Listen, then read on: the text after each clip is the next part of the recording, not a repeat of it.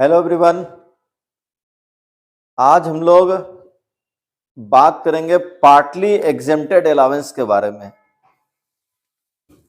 हमने अपने last class में अलाउंसेस को देखा था जिसमें हमने फुल्ली टैक्सेबल अलाउंस को देख लिया है।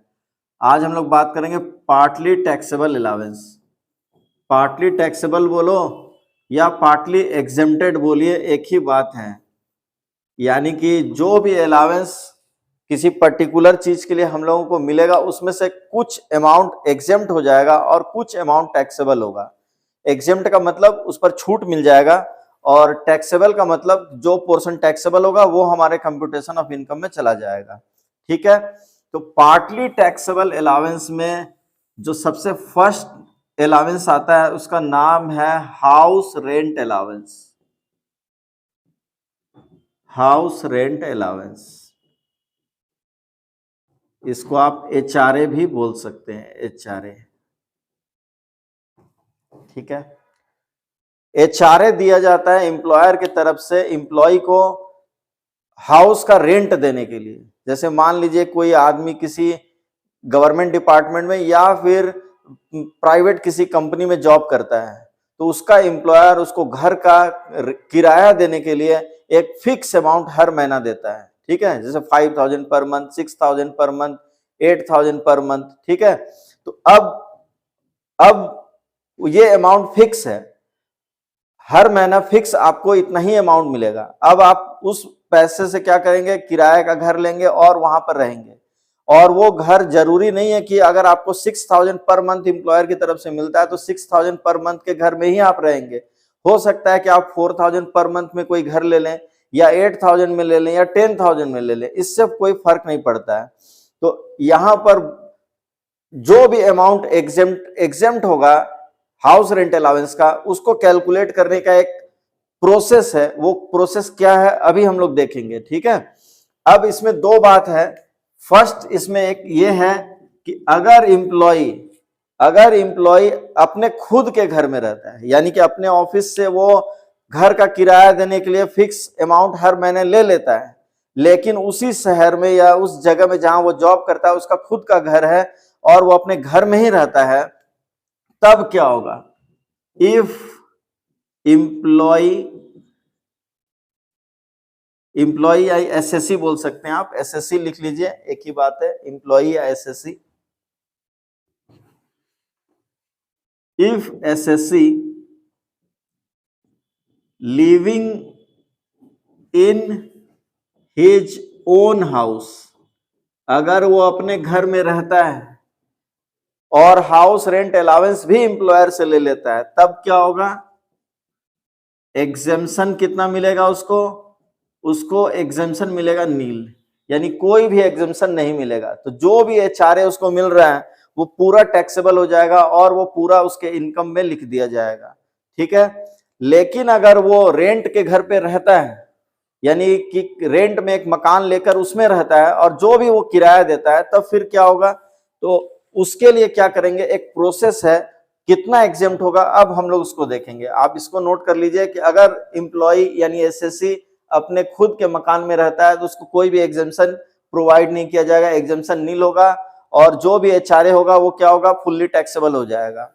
अब हम लोग देखते हैं कि अगर वो रेंट के घर में रहता है तब क्या होगा।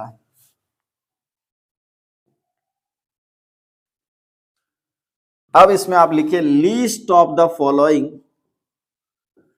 List of the following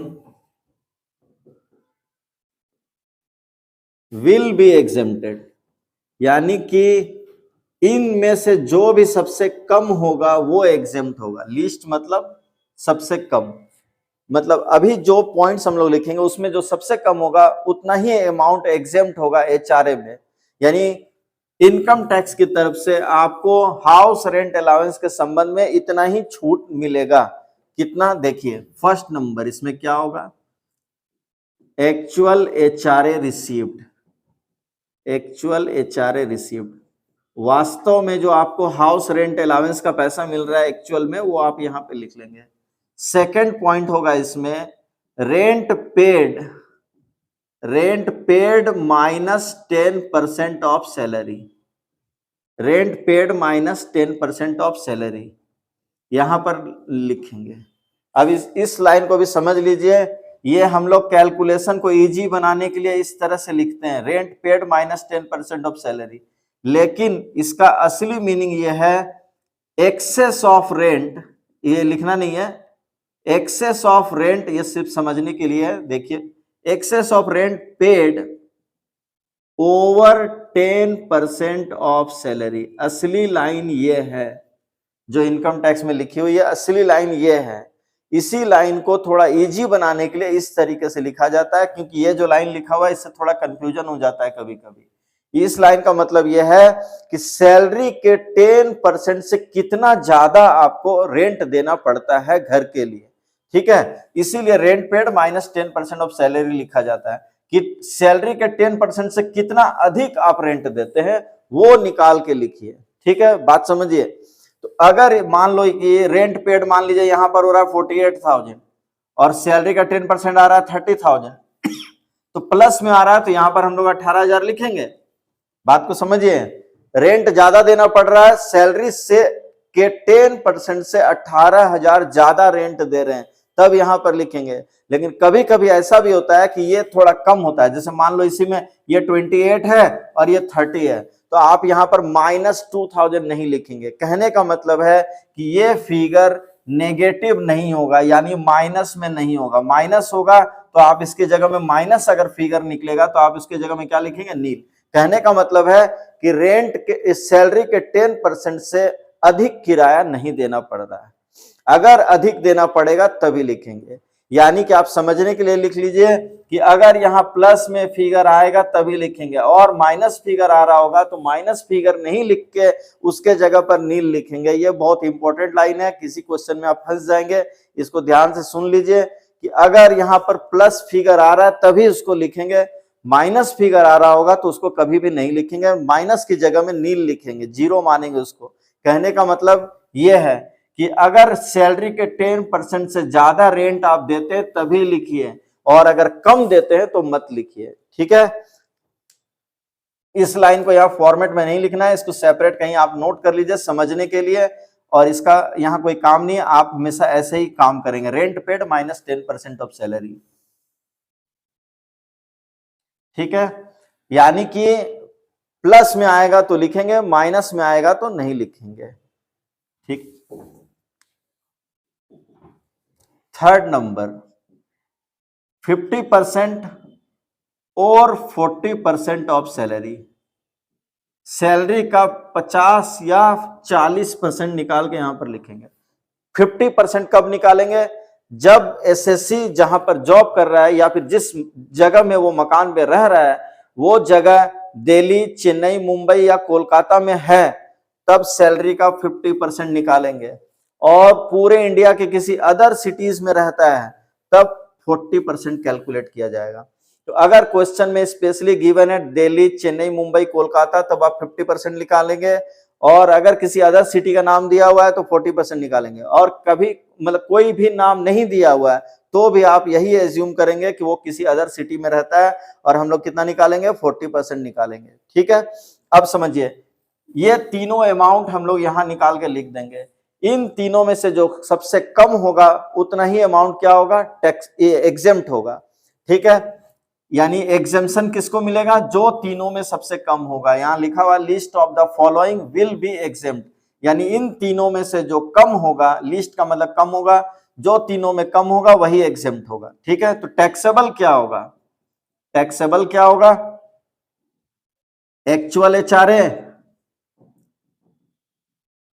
minus exempted amount, यानी एक्चुअल जो एचआरए आपको मिल रहा है उसमें से आप एग्जेम्प्टेड अमाउंट को क्या करेंगे, डिडक्ट कर देंगे, तो आपका टैक्सेबल अमाउंट निकल जाएगा, ठीक है।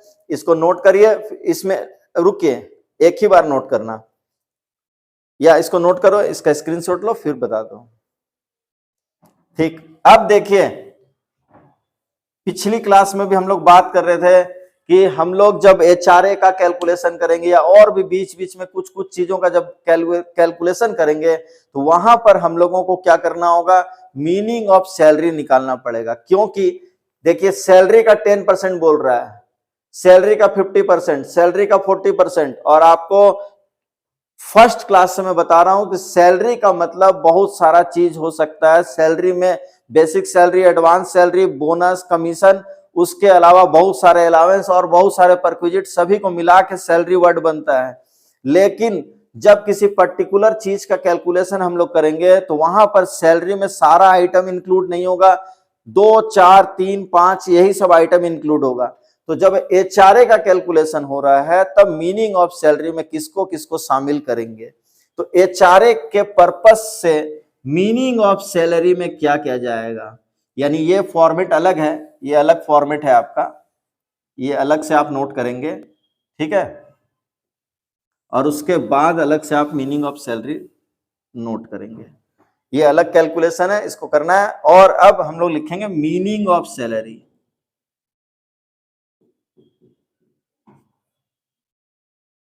इसमें 3 चीजों को शामिल किया जाता है।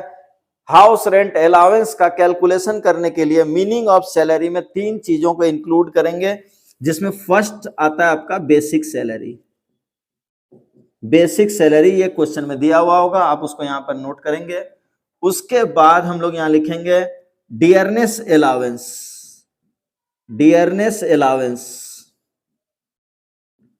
डियरनेस अलाउंस को लिखने के समय पिछले क्लास में जब हम लोग अलाउंस क्या होता है डिस्कस कर रहे थे, उस समय भी हम लोग बात किए थे फुल्ली टैक्सेबल अलाउंस के टाइम में, यानी हमारे पार्ट 2 यानी इनकम फ्रॉम सैलरी पार्ट 2 वाले वीडियो में आप देखेंगे तो उसमें भी बात हुआ था कि डियरनेस अलाउंस को मीनिंग ऑफ सैलरीज में तभी इंक्लूड किया जाता है जब वो किसके अनुसार दिया गया हो, as per terms of employment. यानी जब क्वेश्चन आप देखेंगे तो आप ब्रैकेट में ये जरूर देख लें कि डियरनेस अलाउंस के बगल में ब्रैकेट में as per terms of employment अगर लिखा हुआ है तभी उसको हम लोग मीनिंग ऑफ सैलरी में शामिल करेंगे, ठीक है।